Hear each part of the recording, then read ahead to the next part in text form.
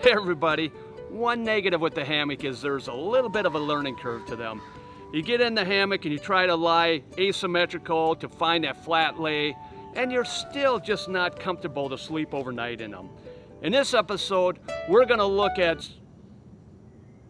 what? We're gonna look at some tips that are gonna help you overcome that problem and also to achieve the ultimate hang.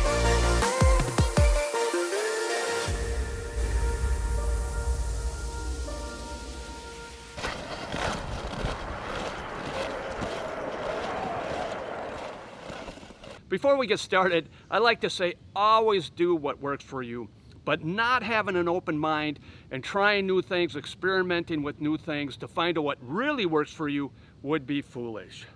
So the first tip we're going to look at is simply raising up the foot end. Now I know some people may have a specific health problem where they have to raise the head end, but most people when they set up the hammock, they'll have the foot and the head end the same height. A little trick that I like to share with you is raising up the foot end, starting at 6 inches, 15 centimeters, and some hammocks like the War Bonnet Blackbird suggest raising the foot end a little higher because of the design. Now to raise the foot end, I could go back and forth, tighten and loosen both suspension till the foot end is higher, or with this case, the trees are close and it's simpler just to take the end of the suspension that's wrapped around the tree and raise it higher. Now you can see the foot end is a lot higher, but I think that's too high, so I'm going to adjust it till I get it to about maybe 6 inches at that starting point.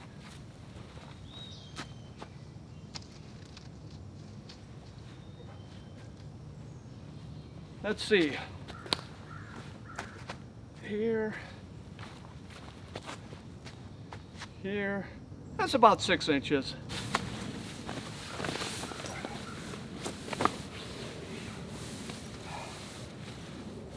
You know, this is really perfect. I got a flat lie. I'm up where my shoulder's against the hammock. I got a great view, great ventilation, and a lot of leg room. And this way, there's no calf ridge. It really helps on the calf ridge too. Man, this is comfy. I think I'm going to take a nap. See you guys. Oh, yeah, this is a ticket. I think I should change my trail name to the Snooze Master. The reason why to raise the foot end a little higher is because it'll give you more leg room. And in most cases, will lead to more comfort. Now, if I didn't raise the foot end, this is where my legs would be. But because I raise that foot end, it pushes my body back. And now, look at all this room. You don't see too much of a calf ridge.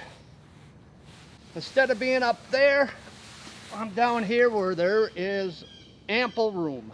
And also by raising your foot end, which will slide your body towards the head end, not only will give you more leg room, but also give your upper body, your head and shoulder closer to the edge, which will give you a better view and great ventilation. Depending on the length and the width of the hammock and your body size, experiment raising and lowering the foot end up and down, but remember, if it's too high, you may experience shoulder squeeze.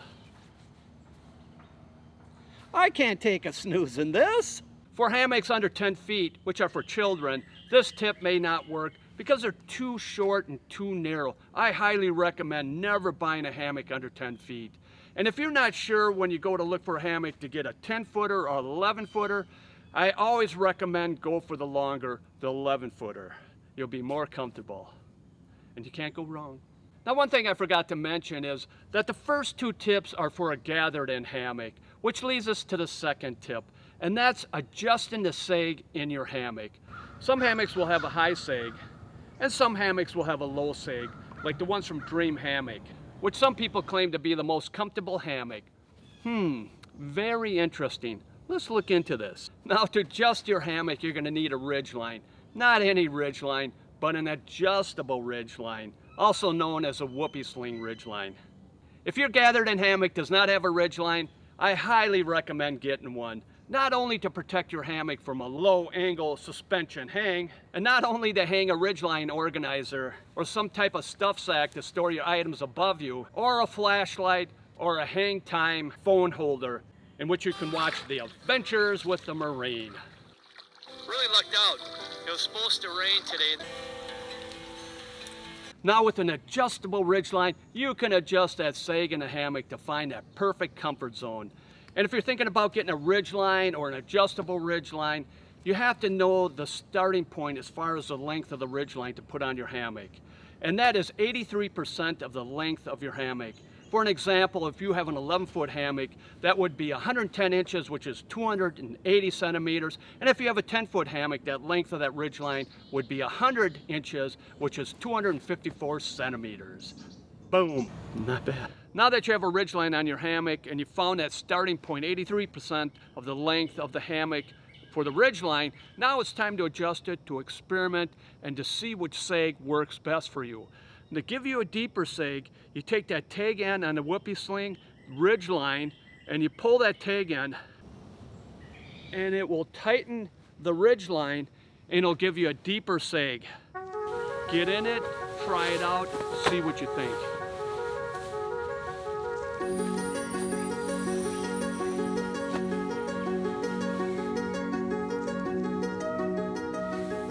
This is good.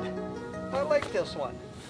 Now after trying that deep sag, now it's time to loosen this Ridgeline to give you a flatter sag. So what you want to do, in this case I have to lift up this material, go the other end of the whoopee sling Ridgeline, you pinch it and you pull the loose end through the whoopee sling, that tag end, and this will loosen the Ridgeline and create a deeper sag.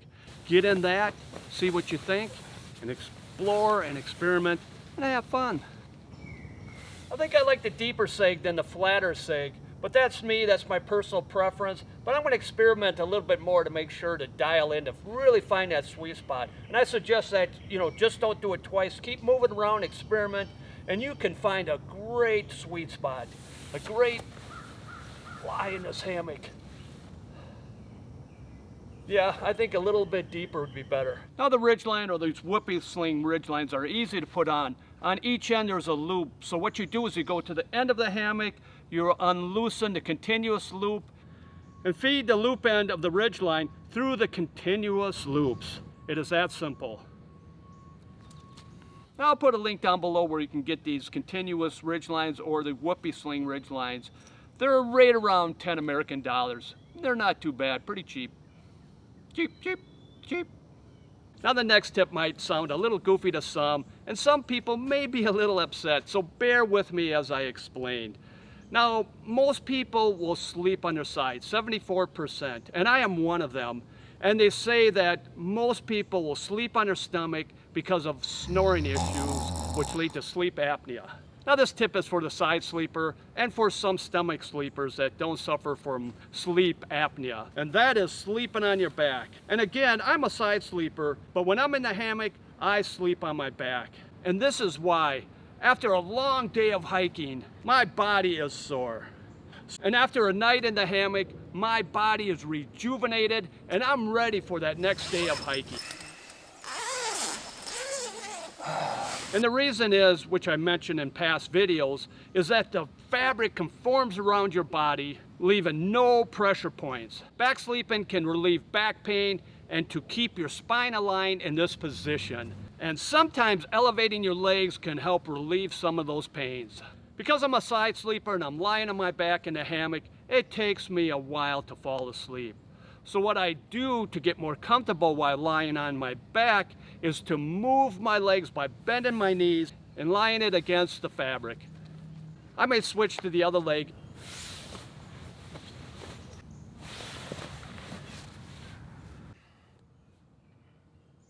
And go back and forth until I get comfortable and fall asleep.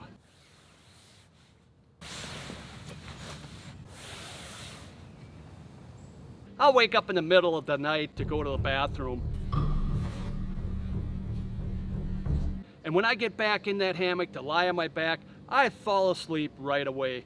And again, when I wake up in the morning, I'm ready to take on the world. You know, I hope I didn't ruffle too many feathers. Well, this ends this episode. If there's anything I missed, anything you'd like to add, any questions or comments, please write them down below. I'd love to hear from you. This is the Marine. Thank you for watching, and you guys, I really do appreciate it. And God bless. Appalachian sunrise meets my skin. Even with my eyes still closed, I can feel it coming in. Golden, golden, I'll follow only golden, golden, golden, golden things.